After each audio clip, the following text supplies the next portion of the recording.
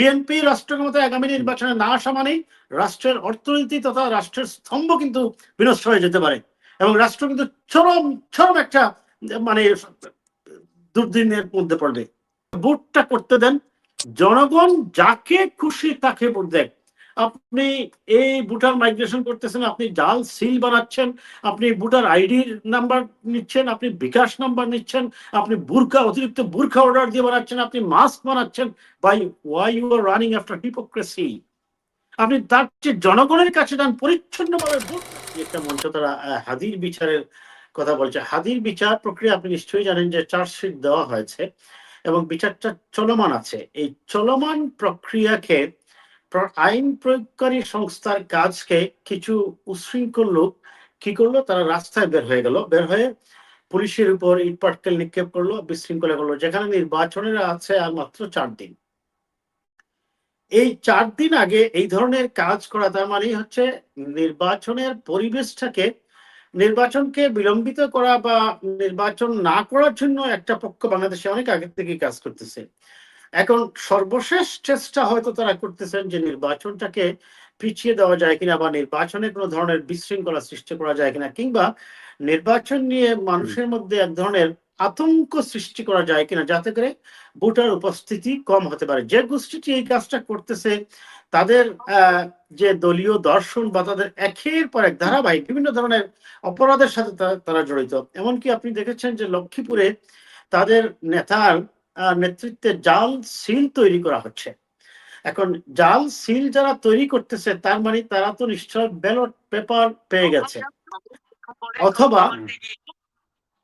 অথবা এই ব্যালট পেপারের যে সফট কপিটা হয়তো তাদের কাছে চলে আসছে। তার মানে তারা প্রয়োজন মতো ব্যালট পেপার প্রিন্ট করে নিতে পারবে। আপনি খেয়াল করুন, এই ধরনের গুরুতর অপরাধগুলো যখন যেখানে আসছে। আজকে একটু আগে গতকালকে রাত্রে আমাকে একটা নির্বাচনী পর্যবেক্ষণ সংস্থার পক্ষ থেকে আমাকে ফোন করা হলো, বললো যে ভাই আপনারা এই জিনিসটা খেয়াল রাখবেন, আমাদের কাছে 2টা রিপোর্ট আছে বেশ গুরুতর অভিযোগ। আমি বললাম কি রিপোর্ট বলেন তো। একটা বললো যে সংখ্যালঘুদেরকে একটা দলের পক্ষ থেকে বারবার যাওয়া হচ্ছে, গিয়ে তাদেরকে হুমকি দেওয়া হচ্ছে যে তোমরা যদি বুথ সেন্টারে যাও তাহলে নির্বাচনের পরে তোমাদেরকে দেখে নেওয়া হবে। আমি বললাম ঠিক আছে, আর কি বলছে, বললো আপনাদের দলের ডোর টু ডোর যাওয়া প্রয়োজন। আপনাদের ডোর টু ডোর নাকি আপনাদের যে জুয়ার এবং জনসমর্থন আপনাদের পক্ষে আছে, এটা ঠিক আছে, কিন্তু আপনারা ডোর টু ডোর আরো বেশি যাওয়া দরকার।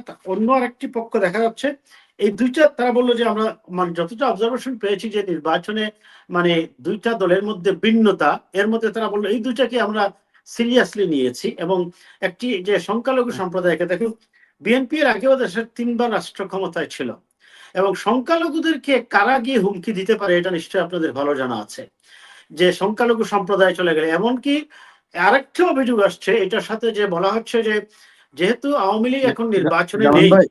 যেমন ভাই হুমকি দেওয়ার বিষয়টা তো সরাসরি ফেসবুকে এরকম অনেক ফুটেজও আমরা দেখেছি যে দাঁড়িপাল্লায় ভোট দিতে চাইলে কেন্দ্রে যেতে দেওয়া হবে না, কেন্দ্রে যেতে পারবেন না। এমনও ভিডিও দেখেছি যে যদি এই আসন থেকে দাঁড়িপাল্লায় ভোট দেওয়া হয়, ধানের শীষের বাইরে ভোট যায়, তাহলে আমরা ভোটের পর সেটা বুঝতে পারবো কারা দিয়েছে ভোট, তখন তাদেরকে দেখে হাত পা ভেঙে দেওয়া হবে, এরকম এ ধরনের বক্তব্য তো আসছে। আমি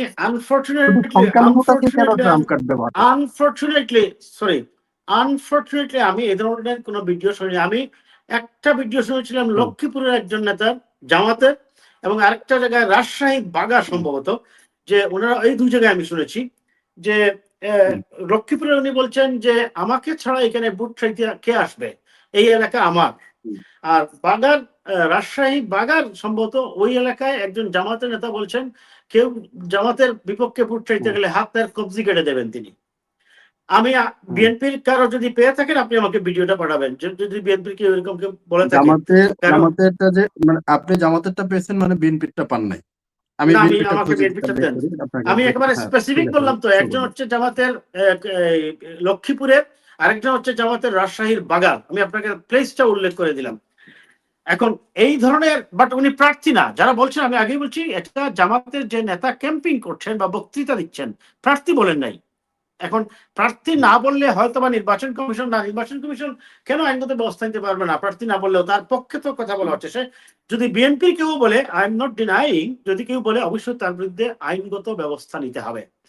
এবং একের পর এক আপনি দেখেন নির্বাচনকে ম্যানিপুলেট করা, নির্বাচনে কারচুপি করা, নির্বাচনে সেন্টার দখল করা, নির্বাচনে অবৈধ কাজ করা এবং নির্বাচনে কাজে বাধা দেওয়া, এবং এই যে বুরকার ব্যাপারটা আসছে, নেকাবের ব্যাপারটা আসছে, মাস্ক পরে যাওয়ার ব্যাপারটা আসছে, সবগুলো অভিযোগের তীর দেখা যাচ্ছে যারাই বক্তৃতা দিচ্ছেন, বক্তৃতার সময় দেখা যাচ্ছে জামাতের লোকজন করতেছেন। এখন আপনি বাস্তবে কোনটা এআই দিয়ে তৈরি আর কোনটা বাস্তবে তৈরি এটা তো মানুষ বুঝে।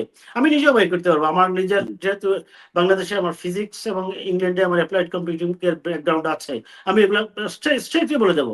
যেমন এই কয়েকদিন আগে একজন একটা ভিডিও আমার কাছে পাঠিয়ে বলছে, ভাই দেখুন তো এই ভিডিওটা আসলেও এআই দিয়ে তৈরি না জেনুইন।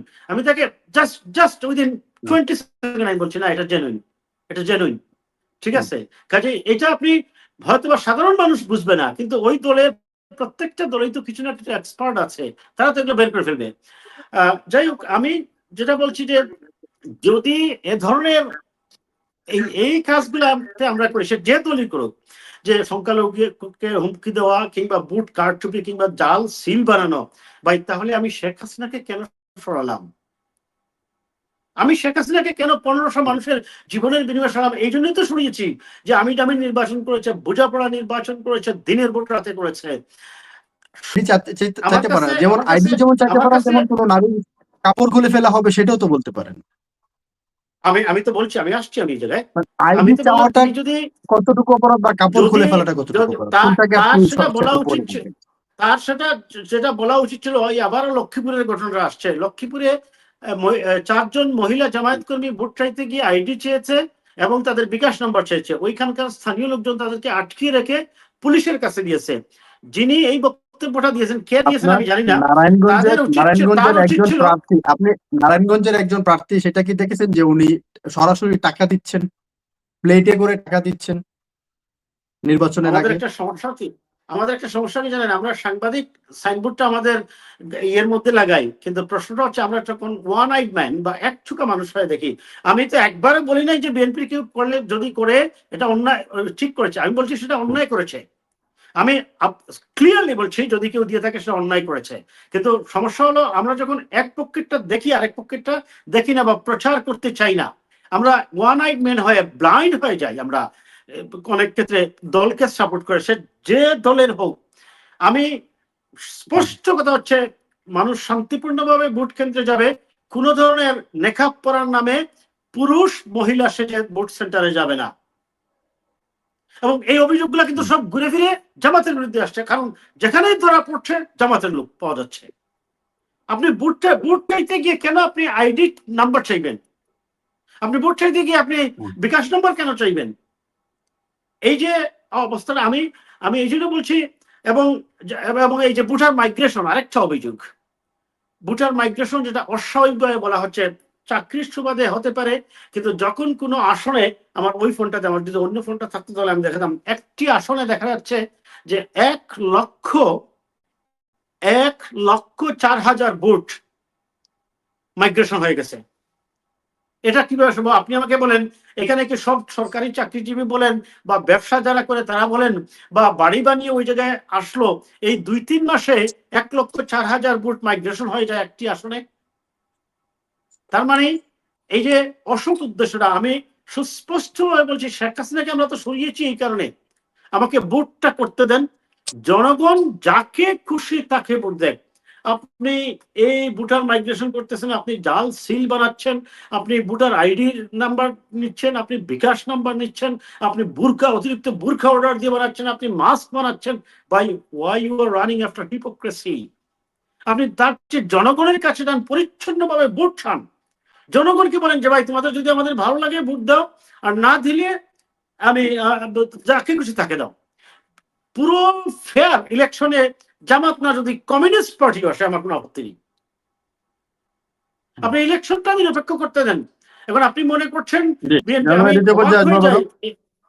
আমি অবাক হয়ে যাই, এই আওয়ামী লীগের বিরুদ্ধে আন্দোলন করলাম, ফেসিবাদের বিরুদ্ধে আন্দোলন করলাম, অথচ এখন এই জামাত ইসলাম একটা কথাও জামাত আওয়ামী লীগের বিরুদ্ধে বলে না। তারা ঘুরে ফিরে বিএনপি কে কিভাবে মিথ্যা অপবাদ দিয়ে বিএনপি কে কালার করা যায়।